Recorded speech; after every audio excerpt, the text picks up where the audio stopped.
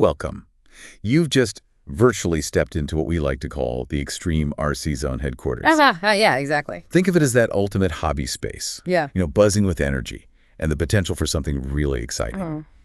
Today on the deep dive, we're grabbing our tools and diving deep into the surprisingly dynamic world of remote control cars. Right? Forget just watching them zoom around. Yeah. We've sifted through, well, countless forum discussions and articles from the heart of the RC community. Yeah, a lot of material. To uncover a pretty fascinating truth. This passion can actually power more than just playtime. It can become like a real source of income and opportunity. Exactly. We're not just here to relive the thrill of a perfectly executed jump or, the satisfaction of a flawless drift. Though that is fun. Oh, definitely. But we're exploring the diverse and honestly often unexpected ways RC car enthusiasts are leveraging their skills, their dedication, to earn money and build something more. Our deep dive today will dissect, well, pretty much everything, from the competitive racing circuits to the intricate details of custom mods and the expanding universe of online content creation. So the mission today. The mission is to reveal these opportunities and give you a realistic understanding of how you could potentially turn this beloved hobby into a genuine income stream. Okay, so let's get the wheels turning then. The high-octane world of RC racing. Let's do it. Now, when you picture RC racing, maybe just one type of vehicle comes to mind, right? Circling a track? Probably, yeah, for most people. But our exploration into the extreme RC zone reveals a much richer, more varied landscape. We're talking off-road buggies tearing through dirt. Classic. The graceful ballet of drift cars sliding sideways. Just incredible precision there. It's amazing to watch. The lightning-fast sprints of drag racers in a straight line. And the pure, unadulterated fun of bashing. Bashing. Good stuff. Yeah, think epic jumps and conquering rugged terrain, that kind of thing. And what's particularly engaging about this, even though it might seem like just a casual pastime, is how structured it can be. Right. Getting involved isn't just showing up with your car. You'll find loads of local clubs. They often host weekend races. You can find info at local hobby stores, event boards, that kind of thing. It's a great entry point. And then there's the next level up. Yeah, then you've got national level competitions like those sanctioned by ROAR, that's the remotely operated auto racers. The governing body. Basically, yeah. Right. They set the rules of the road for North America, so to speak. And we can't overlook the no-prep drag racing scene in the U.S. That's growing fast, right? Really fast, gaining significant momentum. And beyond the physical tracks, there are online sim-style racing leagues, too, another whole competitive arena. So, okay, you're out there, you're on the track, feeling the adrenaline. Maybe you even bring home some hardware. But how does that translate into actual earnings? It's not always about the trophy itself, is it? Precisely, yeah. While trophies are great, bragging rights, the tangible rewards often come in other forms. Sponsorships, prize money, maybe even merch opportunities. But we need to manage expectations there. Definitely. It's important. Even winning a big national event might only pay out, say, a few $1,000s. Okay. Consistent financial support. That more typically comes through sponsorships. And nowadays, social media is huge for that. How so? Well, think about successful YouTube channels. Yeah. Like RC Girl or RC Sparks. Yeah, seen those. They give you that behind-the-scenes look at events. They build a real community. And that visibility, that engagement, that's really attractive to potential sponsors. Right, that makes sense. This is where the inner workings of the extreme RC zone get really interesting. We looked into this idea of factory-sponsored drivers. The dream job. Sounds like it, but what's the reality? Well, connecting this back to what we found in the forum discussions, factory-sponsored drivers, they are real, sure. But the number of people actually getting a regular paycheck, like Adam Drake working for Losi, it's relatively small. These are highly skilled people, mainly focused on R&D, research and development, giving feedback on new designs, promoting the products. So it's not just about winning races. Not primarily, no. Their contribution goes way beyond just prize money. Their expertise helps shape the future of RC cars. That real-world testing, understanding what users need, that's gold for manufacturers. So not everyone with a sponsor sticker is cashing big checks then? Far from it. What's a more common kind of support that racers can realistically aim for?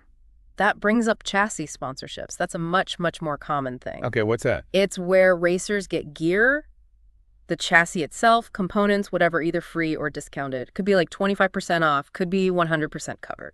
So it helps with the cost of staying competitive. Exactly. It makes the hobby much more sustainable for serious racers, gives them access to the latest gear without the full financial hit. Okay, so racing's one avenue.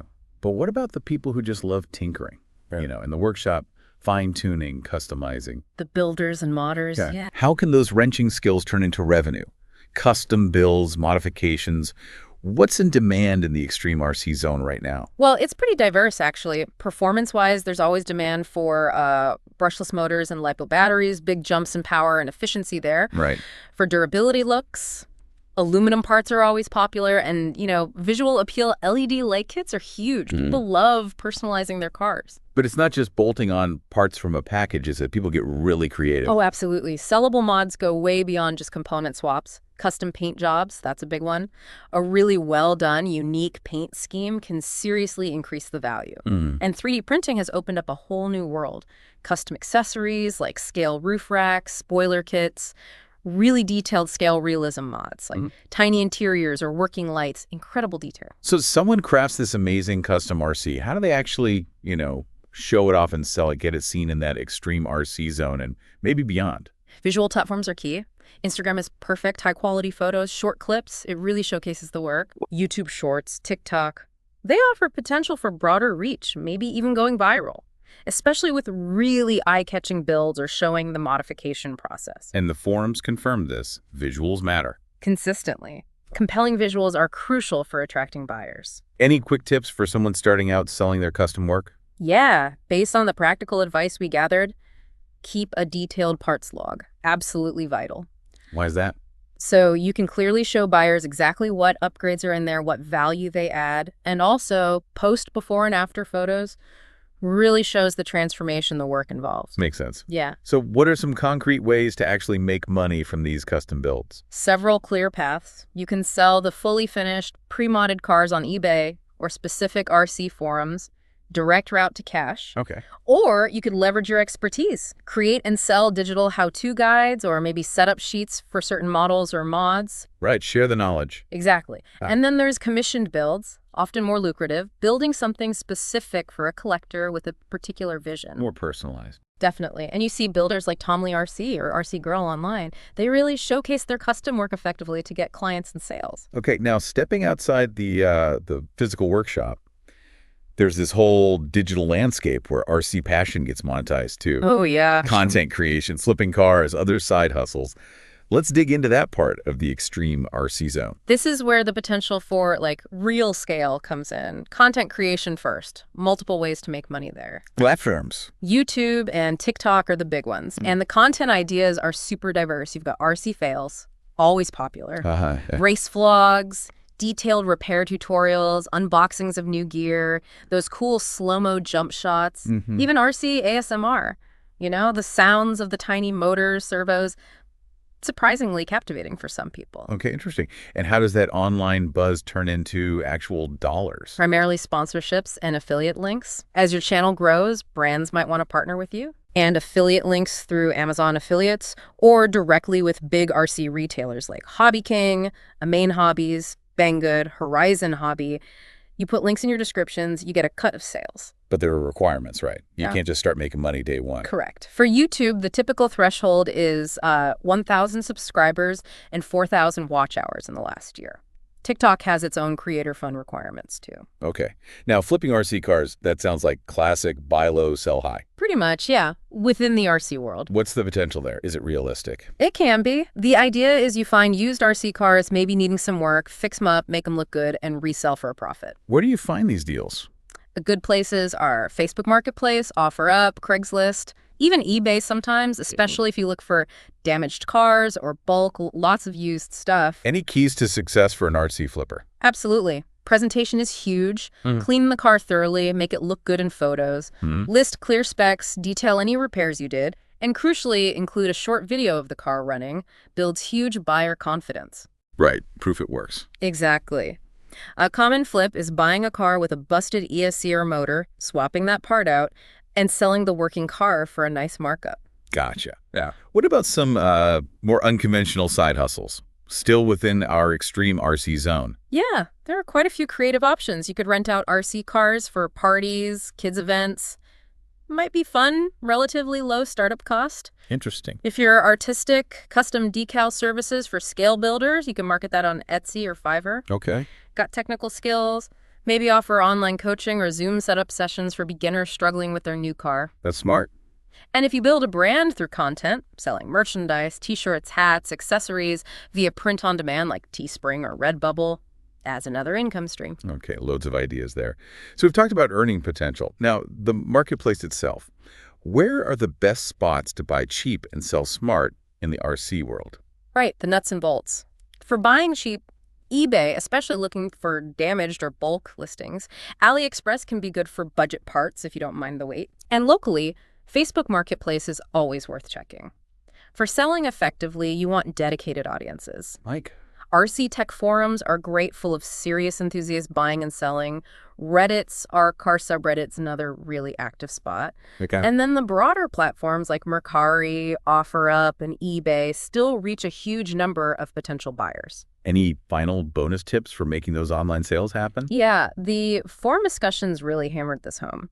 High-resolution photos are non-negotiable. Clear, accurate pictures of the condition, Absolutely. including short videos of the car actually running, big trust booster. You mentioned that for flipping, too. Yep, applies generally. And offer different shipping options, makes your listing more attractive to more people. Okay. This paints a picture that's way beyond just, playing with RC cars. What specific skills, apart from just being a good driver, are really needed to make decent money here? You're spot on. It takes more than just skill with the transmitter. Strong technical knowledge is crucial. Understanding the mechanics, the parts, how they work together, how to tune them for performance, that's key. Right.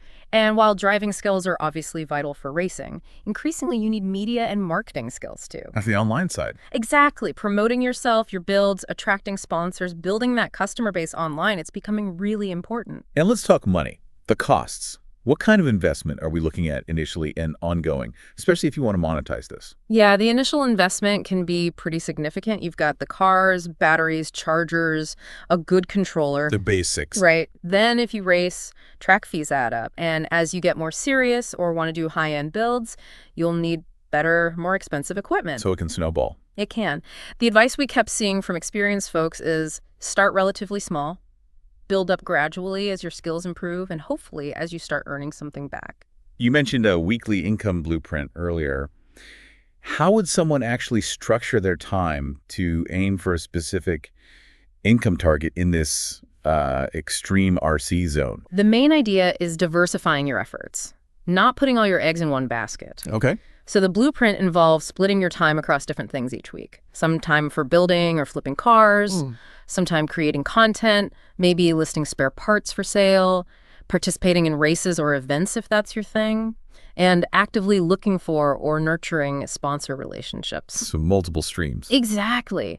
Balancing these different activities creates multiple potential revenue sources, making your income hopefully more stable than relying on just one thing.